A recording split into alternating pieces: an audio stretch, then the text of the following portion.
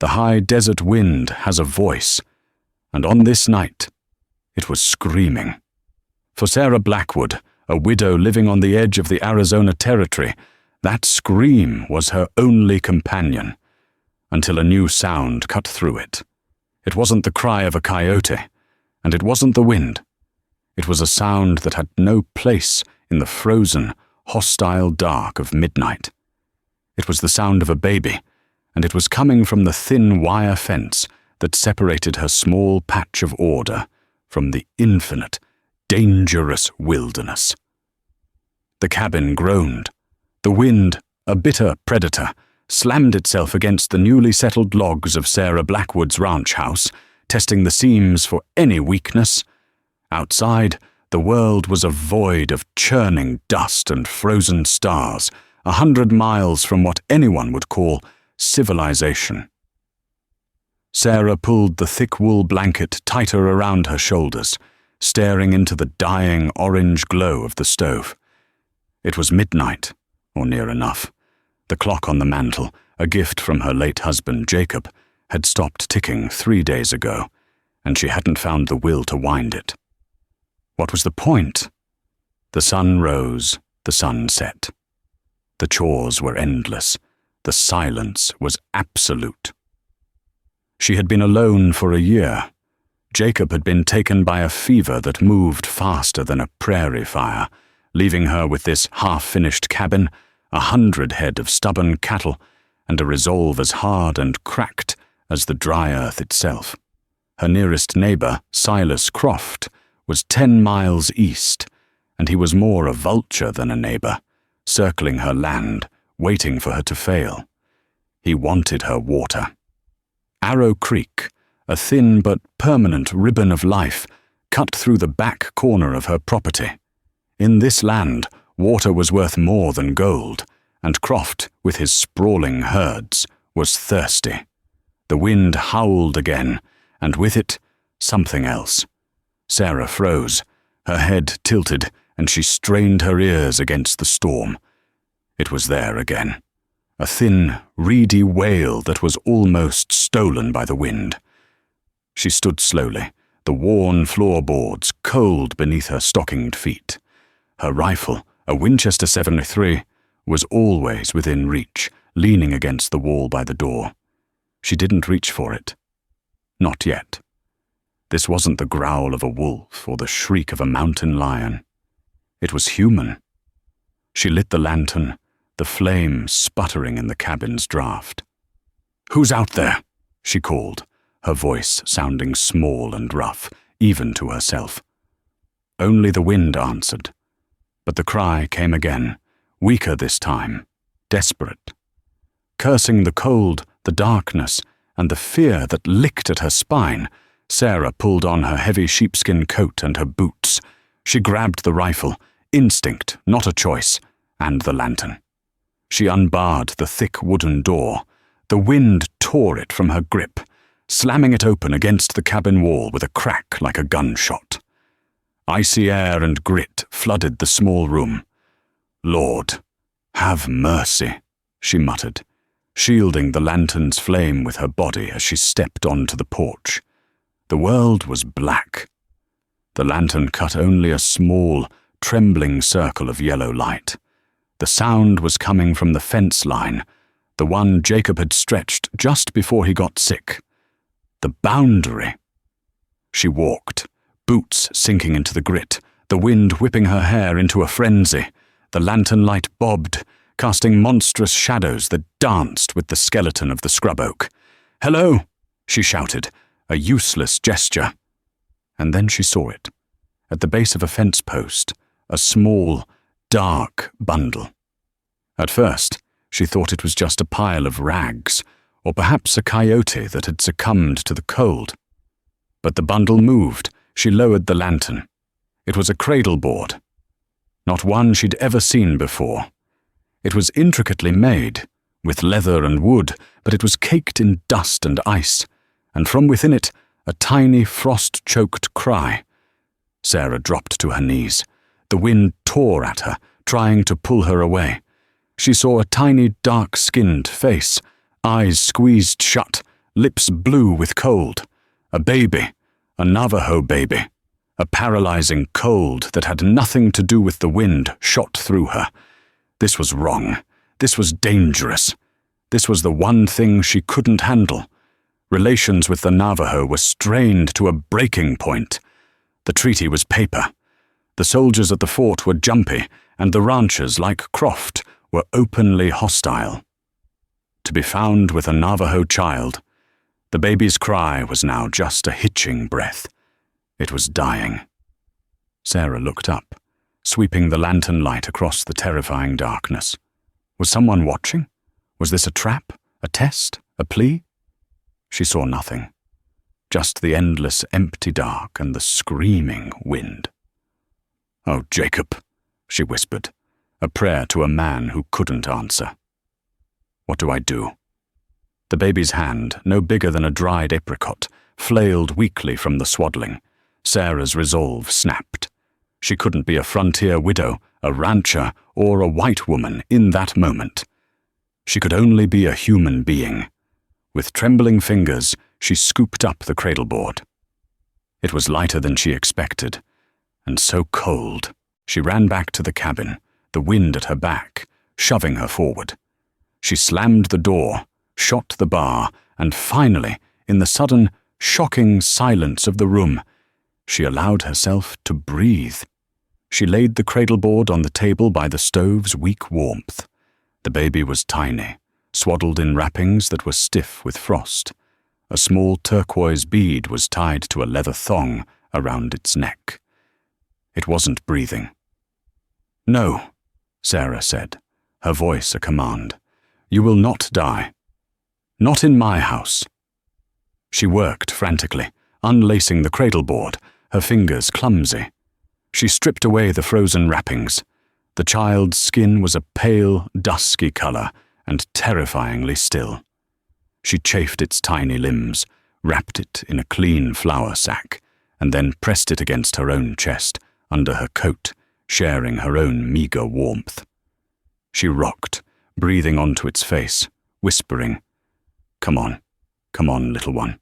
Breathe, you breathe." For a long minute, there was nothing. Then, a tiny, shuddering gasp, a weak, angry wail.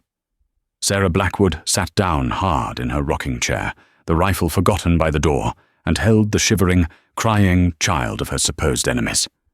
She had just crossed a line, and she knew, with the certainty of the coming dawn, that nothing would ever be the same. The midnight cry had been answered, but the reckoning was only just beginning. The first hint of morning was a bruised purple line on the eastern horizon. Inside the cabin, the stove was roaring, a stark contrast to the hollow cold of the night. Sarah had not slept. She sat in her rocking chair, the borrowed warmth of Jacob's old quilt wrapped around her, and the new, breathing life nestled against her chest. The baby had a fever. After the initial, life-saving warmth, its skin had grown hot and dry.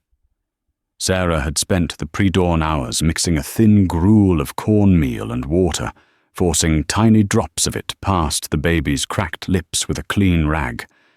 It was a boy. He was small, but he was a fighter. His cries were still weak, but they were persistent. Sarah had examined the cradleboard now resting by the hearth. The craftsmanship was beautiful, the wood sanded smooth, the leather straps tooled with symbols she didn't understand. A diamond pattern, a zigzag line that looked like a snake, or perhaps water. The blanket it had been wrapped in was woven with geometric precision, dyed with colors she recognized from the desert plants, a deep indigo, a rusty red. This was not a poor man's child. This was loved, which brought back the terrifying question, why? Why leave a child, a loved child, to die at a white woman's fence post in the middle of a blizzard? Was it a message?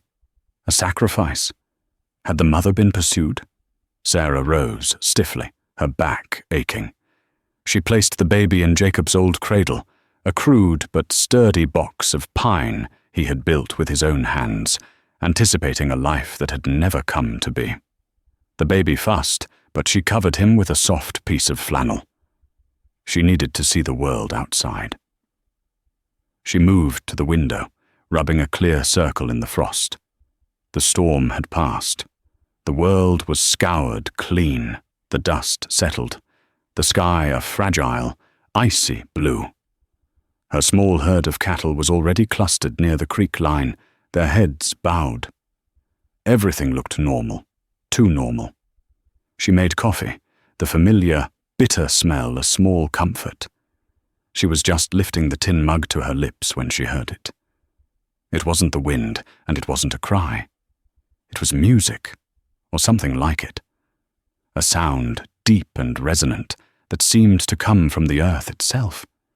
It was a human voice, but not singular. It was many voices, woven together in a low, rhythmic chant. It was not a happy sound.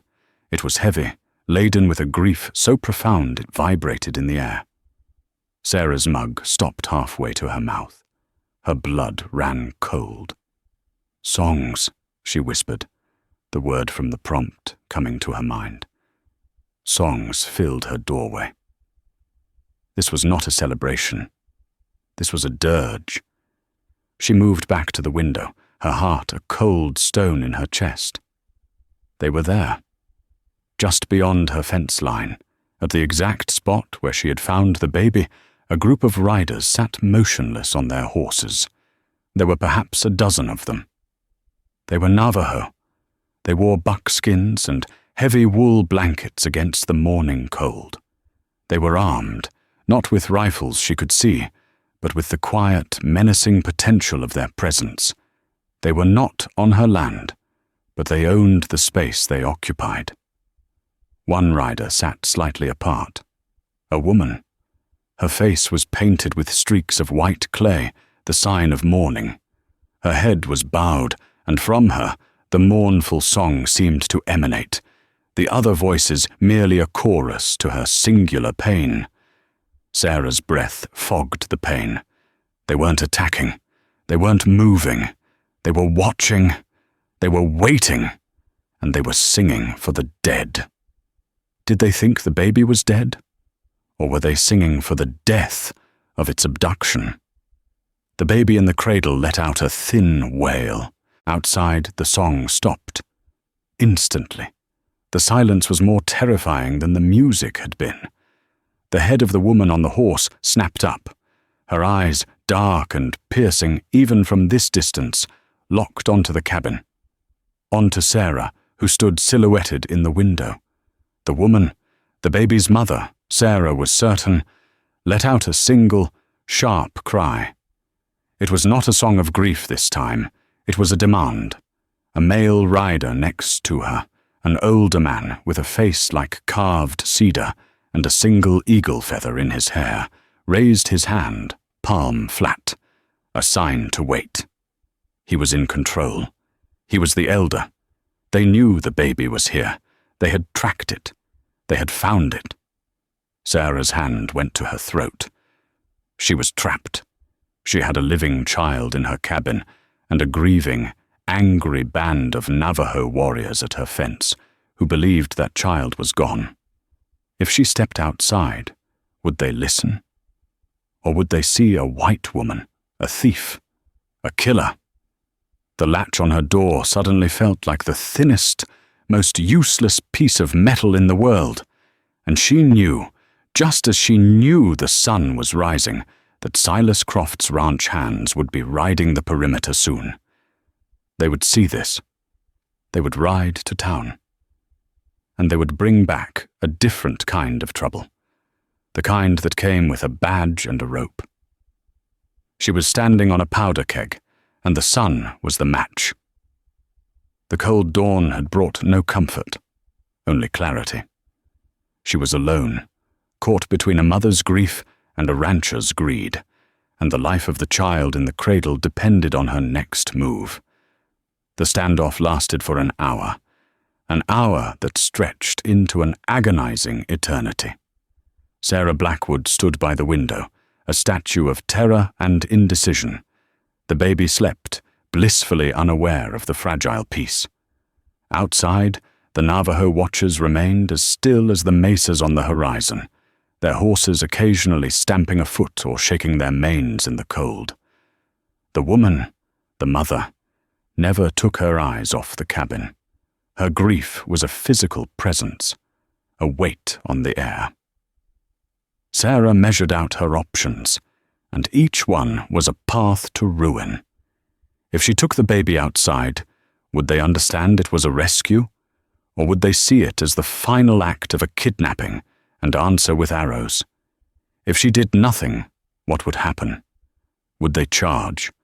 Or would they wait until nightfall? Or, the third, most chilling option, would they wait for him? As if summoned by the thought, a dust cloud appeared to the east. It was small, but it was moving fast.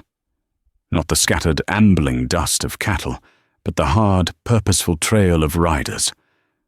"Silas," Sarah breathed, the name tasting like ash.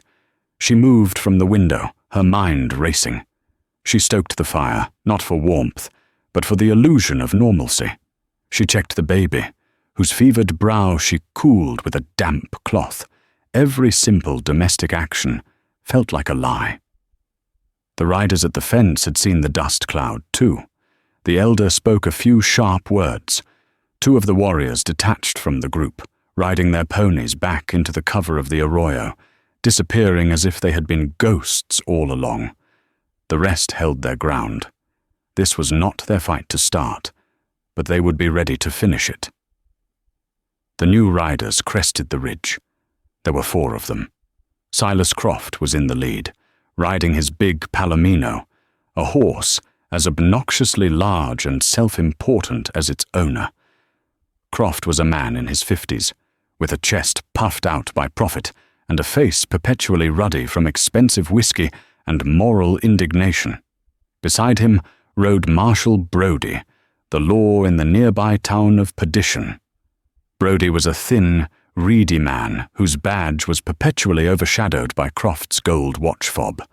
The other 2 were Croft's men, Red Hawkins and a younger hand named Peterson, both wearing their pistols high and their expressions mean. They pulled up halfway between the cabin and the fence line, creating a second, more volatile line of tension. "Mrs. Blackwood!" Croft bellowed, ignoring the Navajo contingent entirely. "You open this door, ma'am. We've had a report." Sarah unbarred the door but did not open it. "A report of what, Mr. Croft? You're trespassing." "Don't you take that tone with me, woman." Croft swung down from his horse, his boots crunching on the gravel. Marshal Brody dismounted more slowly, avoiding everyone's eyes. "My man Peterson saw it. He saw these savages at your fence line at first light, and he heard a cry. Says you took something in. You harboring one of them?" His eyes flicked to the silent watchers at the fence, his lip curling in contempt. "They're a menace, probably here to steal your cattle, or worse." Sarah opened the door and stepped onto the porch. She kept her hands visible, though her right hand was inches from the rifle she'd propped against the doorframe. "They're not on my land, Mr. Croft, which is more than I can say for you." "Now, Sarah," Marshal Brody said, his voice a nervous whine. "Silas is just concerned. We're all concerned. It's not safe. A woman alone, with them so close." "I've been a woman alone for a year, Marshal. My safety hasn't concerned Mr. Croft until it involved him." Croft's face darkened. "I'm concerned about the stability of this valley, Mrs. Blackwood, and harboring a red skin, which Peterson swears he saw you take in. That is the definition of instability. You're inviting an attack. You're putting all of us at risk." "I took in a baby, Mr. Croft," Sarah said, her voice ringing out in the clear morning air. The word hung there, heavy and undeniable. At the fence, the woman let out a sound, a low moan. The elder watched, impassive, but his hand tightened on his horse's mane. Croft actually laughed, a short, barking sound. A baby? You mean a papoose? A little viper? They grow up, you know. You're feeding a snake. It was freezing to death, Sarah said, her voice low and dangerous. I found it by my fence. At midnight?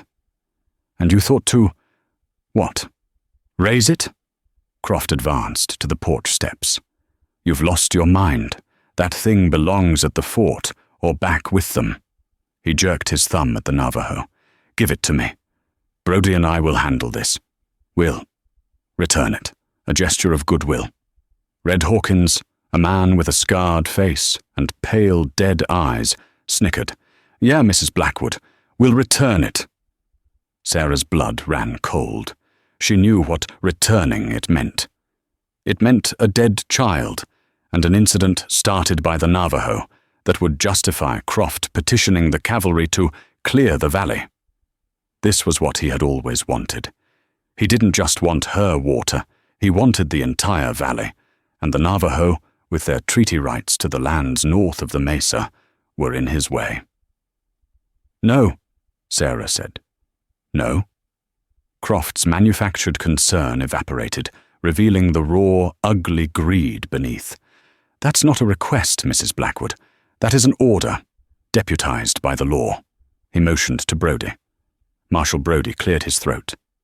Sarah, son, the law says any unclaimed property or persons are wards of the territory. You have to turn the child over to me for its own protection. Protection from who? Sarah challenged, her eyes darting from Brody's shifty gaze to Croft's eager one. From its mother. She pointed directly at the woman at the fence. Or from you, Mr. Croft. The accusation hung in the air. Croft's eyes narrowed. He hadn't expected this.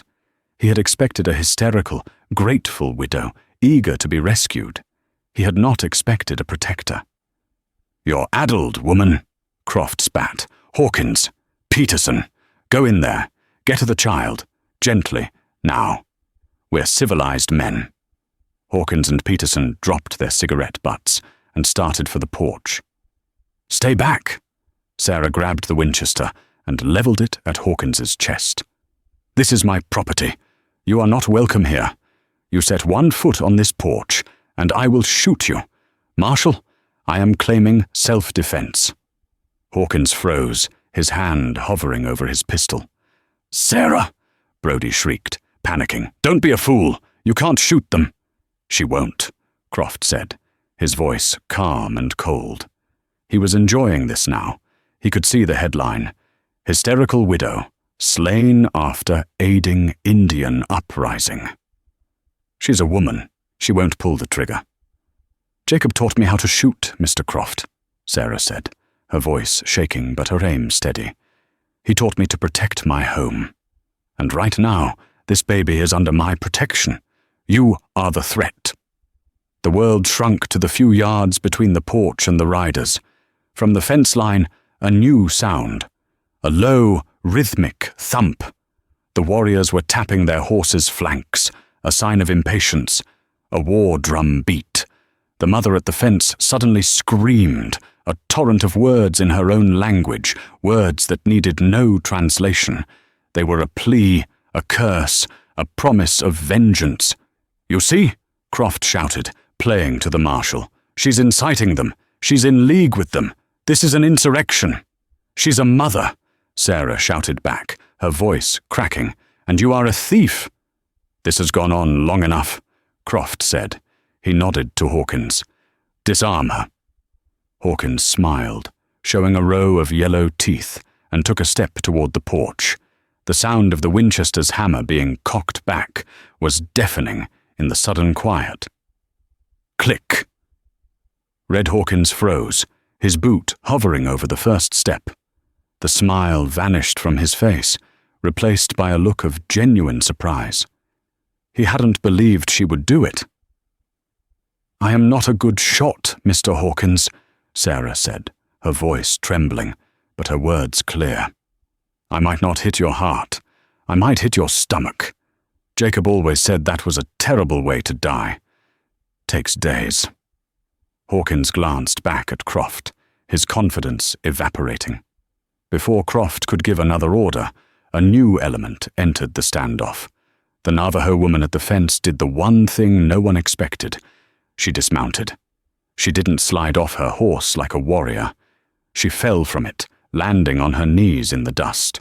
She began to keen, a high-pitched, gut-wrenching wail of such profound despair that it stopped everyone, even Croft.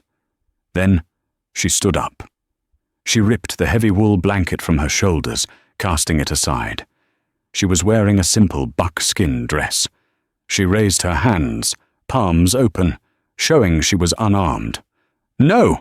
the elder at the fence shouted, in a language Sarah didn't know, but the meaning was clear. He reached for her, but she was too fast. She ducked under the fence wire. She was on Sarah's property. "Hold your fire!" Marshal Brody yelped, pulling his own gun, though he seemed unsure of where to point it. "Don't shoot her!" "I'm not the one with the gun, Marshal," Croft snarled, furious at the change in script. The woman walked, slowly, deliberately, her eyes locked on Sarah. She was not looking at the rifle. She was looking past it, through the open cabin door, into the shadows where the cradle lay. She ignored Croft and his men as if they were nothing, as if they were just tumbleweeds in her path. This, Sarah realized, was a courage she couldn't comprehend. To walk, unarmed, into a triangle of armed, hostile men, driven by nothing but the hope of what was inside that cabin. The woman stopped 10 feet from the porch. She was young, perhaps younger than Sarah, her face etched with grief and streaked with the white clay of mourning. She said nothing. She just stared at Sarah, and then her eyes shifted, asking a question. She pointed one finger. At the cabin. Sarah, her rifle still trained on Hawkins, gave a short, stiff nod. The woman's legs seemed to give out. She sagged, and a torrent of words poured from her, sounds Sarah didn't understand, but a message that was clearer than day. "Is he alive? Did you save him? Is my world over?" Then, the baby, as if on cue, let out a sharp, fevered cry from inside. The woman gasped. Her hand flew to her mouth. Tears streamed down her face, cutting clean paths through the dust and the clay. It was not a song of grief this time. It was a gasp of life. She took a step. "That's far enough," Hawkins barked, regaining his composure. "Silas, she's—" "Shut up, Rhett," Croft said. His eyes narrowed. He was thinking, recalculating. This was not going as planned. Sarah made a decision. It was a choice that would define her, a gamble that would either save them all or get them all killed. She lowered the barrel of the Winchester, not all the way down, but off of Hawkins's chest. She pointed it at the dust by her feet. "She can come," Sarah said. "What?" Brody squeaked. "She can come. She's his mother." "Mrs. Blackwood, you are a fool," Croft raged. "You let her in, the rest will follow. It's a trick." "It's not a trick, Mr. Croft. It's a mother, coming for her child." Sarah looked at the woman. She stepped back, away from the door, leaving the entrance open. It was an invitation. The woman walked up the steps.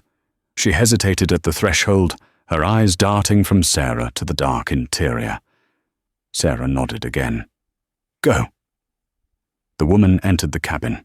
The silence that fell outside was absolute. Croft was apoplectic, his face a blotchy, furious red. "You've just sealed your own death warrant, woman, and maybe ours, when she gives the signal."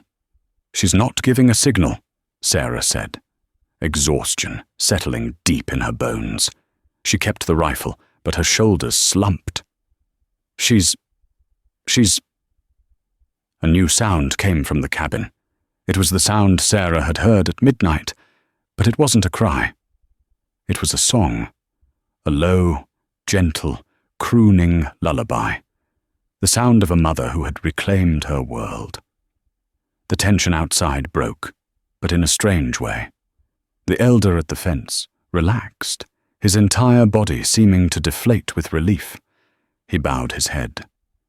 The other warriors murmured, a ripple of quiet understanding passing between them. Croft, however, was not moved. "Right," he said, his voice clipped and businesslike. "This is a farce. Marshal, arrest Mrs. Blackwood for consorting with hostiles and obstructing your investigation." "Arrest me?" Sarah said, incredulous. "For what? Saving a life?" "On what charge, Silas?" Marshal Brodie asked, clearly uncomfortable. "The charge," said Red Hawkins, "is Indian lover." He was still angry at being shown up. "And thief." "Thief?" Sarah repeated.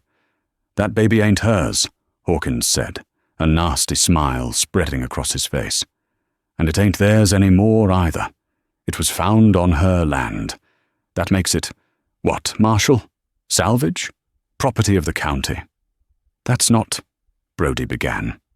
"And," Croft cut in, his eyes gleaming with a new, terrible idea, "how do we know she didn't steal it in the first place? How do we know she didn't lure them here? Maybe she's been trading with them. Guns, whiskey." This was the narrative. This was the story they would take back to town. Sarah Blackwood, the crazy, traitorous widow. It was enough. It would be enough to get her land, her water, her life. "That's a lie," Sarah said, but her voice was weak. How could she fight this? The cabin door opened. The Navajo woman stood there, the baby in her arms, wrapped in Sarah's own flannel blanket. He was awake, his dark eyes staring up at his mother's face. The woman's face was transformed. The grief was gone, replaced by a fierce, protective love that was more intimidating than any weapon. She looked at Sarah, and for a second she smiled, a small, brilliant, human smile. Then she looked at Croft and his men. The smile vanished. Her face hardened. She stepped out onto the porch next to Sarah. She held the baby close, and she began to speak. She spoke in her own language, her voice rising with righteous fury. She was pointing, not at Sarah, not at the marshal. She was pointing directly at Red Hawkins. She didn't know his name. She didn't have to. She pointed at him, and then she pointed at the baby. And then she made a gesture. She balled her fist and made a striking motion, then a galloping motion with her fingers. He was the one. He was the raider. "What is this nonsense?" Hawkins blustered, his face turning pale. "The squaw is crazy. She's... "What is she saying?" Sarah asked, locking eyes with the mother. The woman, understanding the question even without the words, pointed at Hawkins again.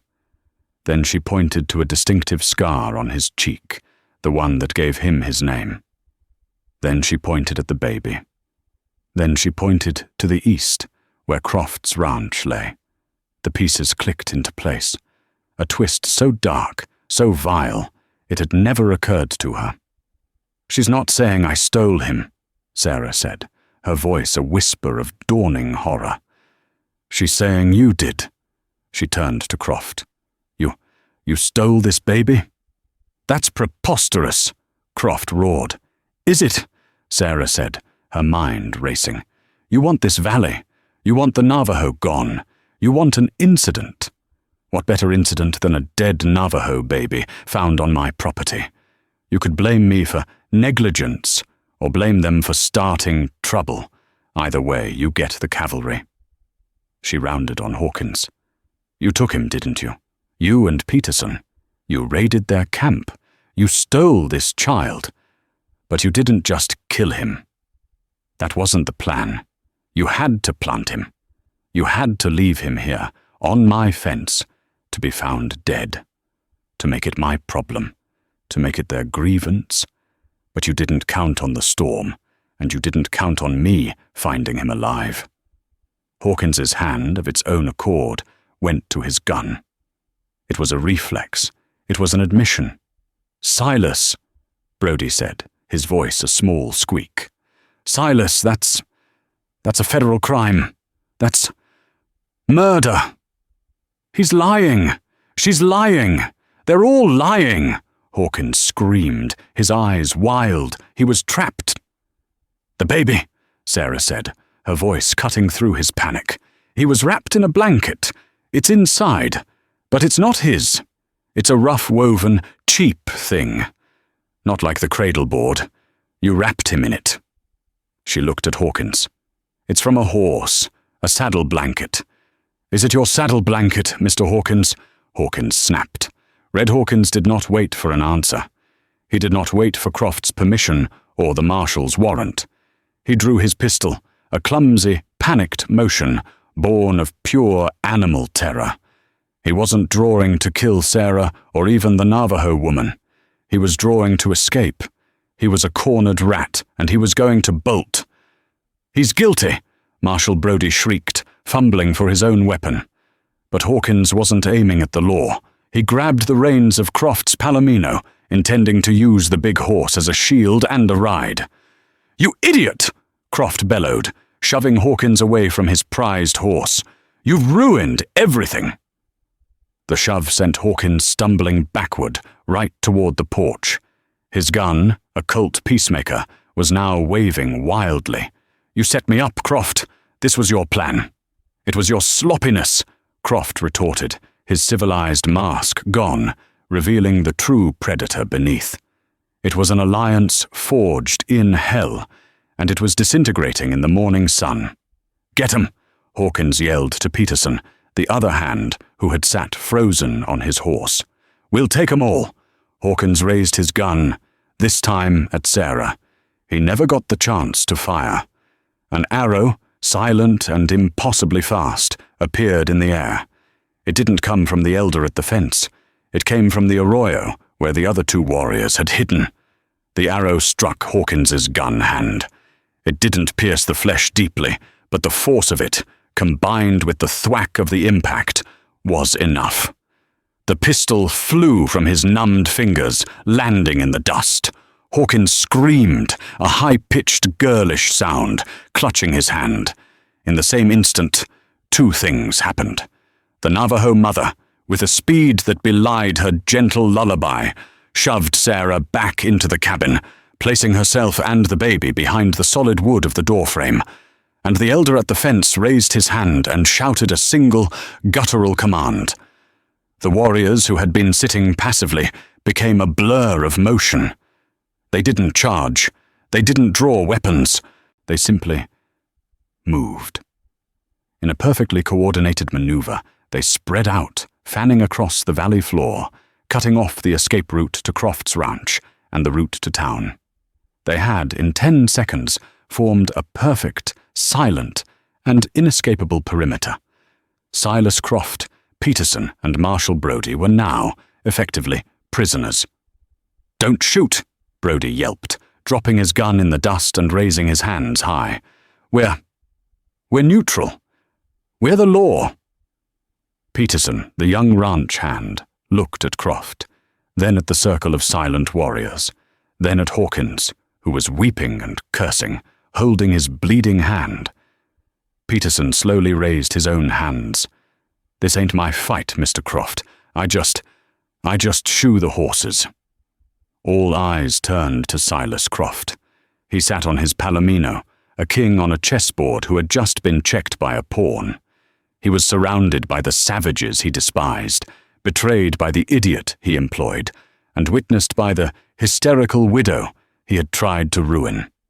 He was a proud man, and proud men, when broken, are the most dangerous. "So this is how it is," he said, his voice dangerously quiet. He looked at Sarah, who now stood in the doorway, protected by the Navajo woman. You did this. You, with your sympathies. You've ruined this valley. You've invited them in." "I invited no one," Sarah said, her rifle still in her hand, though it was now pointed at the ground.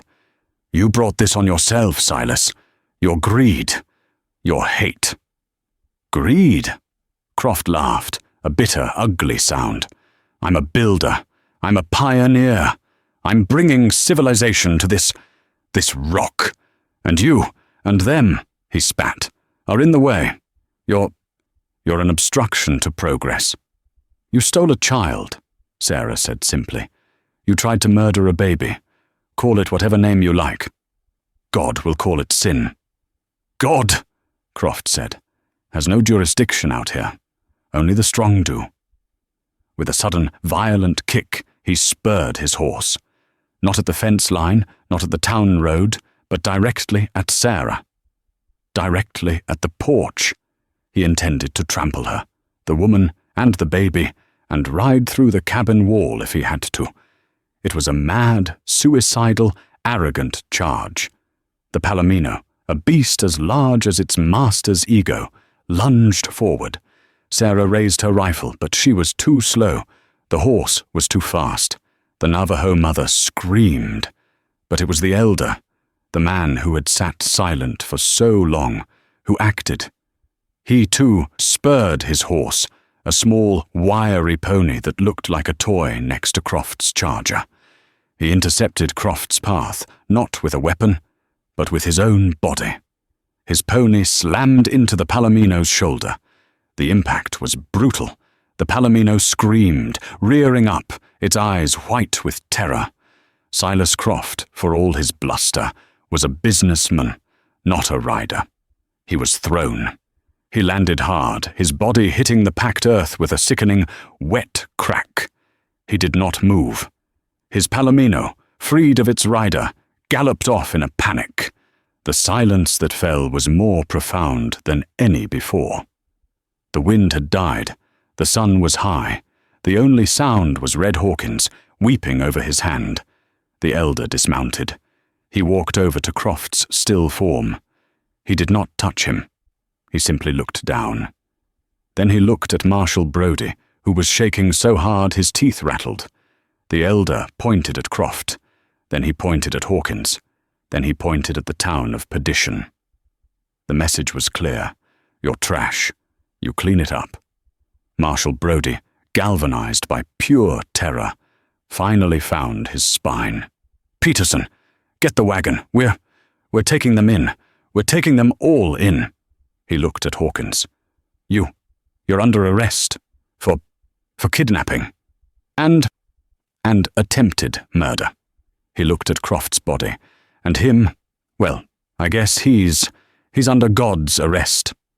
An alliance. It had formed in a heartbeat. Not an alliance of friendship, but one of mutual necessity. Sarah, the settler, the elder, the leader, and even Marshal Brody, the law. They had all, in that moment, agreed on one thing.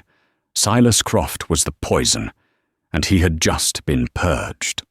Sarah, her legs finally giving out, sat down hard on the porch step. The Navajo woman sat next to her. They didn't speak. They didn't need to. They just watched as Marshal Brody and a pale-faced Peterson loaded Red Hawkins and the broken body of Silas Croft into the back of Sarah's own buckboard wagon. The crisis had passed, but the reckoning was far from over. The sun was high and hot by the time the wagon was loaded. Marshal Brody, avoiding the eyes of everyone, especially the Navajo elder, tied Hawkins's hands in front of him. Hawkins had dissolved into a blubbering, pleading mess, proclaiming his innocence, then his ignorance, then blaming Croft for everything. "He made me do it. He said no one would get hurt. It was just to scare the widow, just to get the land." "Shut up, Red," Brody said, his voice flat and dead. "Just shut up." He looked at Peterson. "You're a witness, Peterson. You'll ride with me." "Yes, Marshal," Peterson said, his voice barely a whisper. He looked like a boy who had just seen the world's ugliest truths. Brody climbed onto the wagon seat. He looked at Sarah. "Mrs. Blackwood, I apologize for the intrusion." "You'll tell them the truth, Marshal?" Sarah asked, her voice quiet. "You'll tell the town what really happened? that Silas Croft, the founder of our town, was a child thief and a murderer? Brody looked at the silent ring of Navajo warriors who had not moved. He looked at the elder, who was watching him with the patience of a mountain. "Yes, ma'am," he said, for the first time sounding like a man of the law. "I will. I'll tell them all. Silas, he's not the only one who's been under his thumb. This valley needs a change." He snapped the reins. The wagon, heavy with its grim cargo, began the slow, 10-mile journey back to perdition. The sound of its rattling wheels was the only sound, and then it, too, was gone, disappearing over the ridge. The valley was quiet again, but the scene was not as it was. The players had changed. Sarah was still on the porch. The mother was still beside her. The baby, his ordeal over, now sleeping peacefully in her arms. The Navajo warriors remained. They had not been dismissed. The elder walked his horse over to the fence. He did not cross it. He stopped at the boundary line, the same boundary where Sarah had found the baby. He looked at her, his face unreadable. Sarah stood. She walked down the steps, her rifle left by the door. She walked to the fence, stopping on her side. She faced the man who, in essence, was a chief. They stood for a long time, the wire fence the only thing between them. The elder spoke. His voice was deep, and he did not speak his own language. He spoke a slow, careful, and perfect English, a fact that shocked Sarah more than the arrow had. "The baby," he said, "is named Akacheta. It means, 'he who watches.'" "He is a fighter," Sarah said, her throat tight. "He has his mother's spirit," the elder said. He nodded toward the porch, where the woman, his daughter, watched them. "And his grandfather's stubbornness." You speak English," Sarah said, feeling foolish. "I have spoken to many generals. I have signed many papers that were lies." He looked at her, his eyes holding the history of 1,000 broken promises. "It is rare I speak to someone who does not lie." "I did what anyone would have done," Sarah said, dropping her gaze. "No," the elder said, his voice sharp, cutting. "You did what you did. Another would have left him. Another would have been afraid. Another would have turned him over to that man." He motioned to the road where Croft had been taken. "You did not." He paused, looking at her small, struggling ranch. "You are like us. You are trying to hold on to the land, and the land is trying to kill you." It's my home," Sarah said. "This man, Croft, he was your enemy too." "Yes. Today we had the same enemy." The elder looked up at the sun. "It is a new day." "Yes," Sarah agreed. "It is." The elder turned his horse. "We will go. We will not trouble your valley. Our grievance was with the man who stole the child, not with the woman who saved him." He rode back to the center of the clearing. The mother, Diane was not her name, but it was her role, stood from the porch. She walked to Sarah. The two women stood face to face. There was no language here. There was no need. The mother looked at Sarah, and in her eyes, Sarah saw not just gratitude, but a kind of fierce, unbending respect. A recognition. The mother reached for the turquoise bead on her baby's neck. But the baby, Akacheta, was wrapped in Sarah's flannel.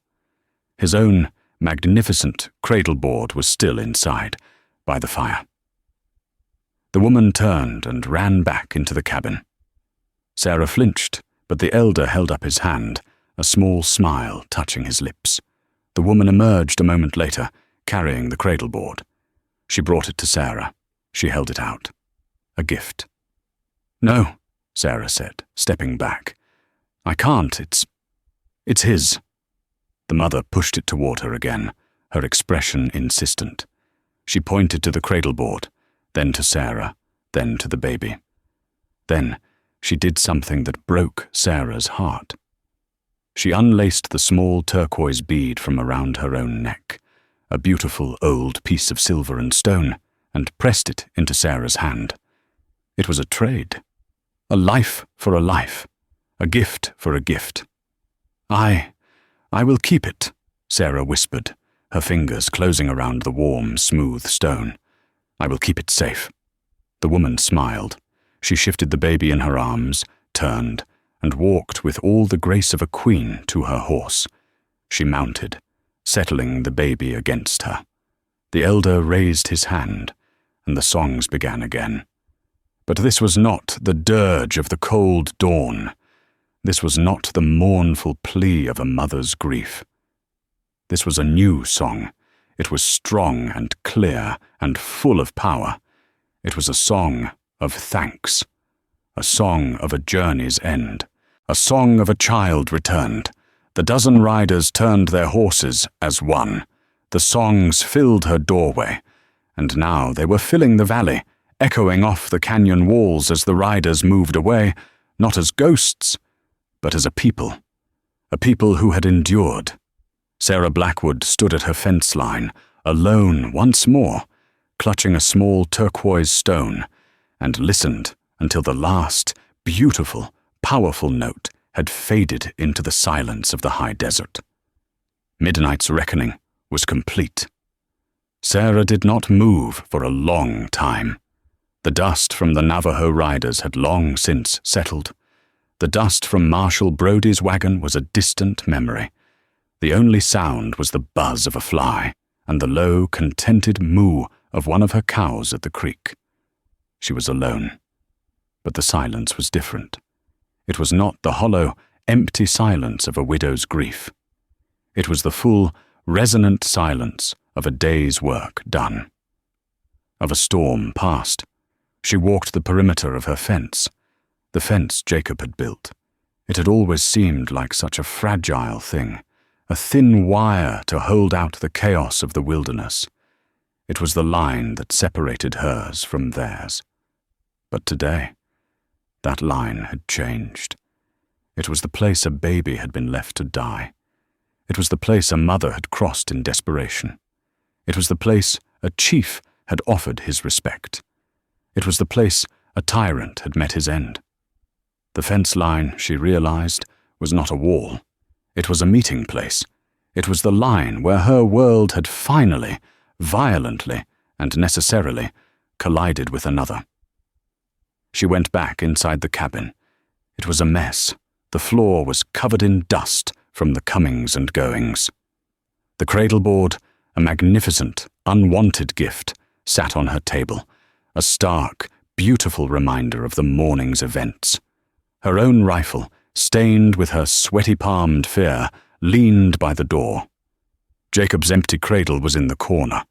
She was exhausted, but she did not rest. She picked up the broom. She swept the floor. She cleaned her rifle, the rhythmic, oily snick of the cleaning rod a comfort. She banked the fire. She went outside and pumped water, the creak of the handle a familiar song.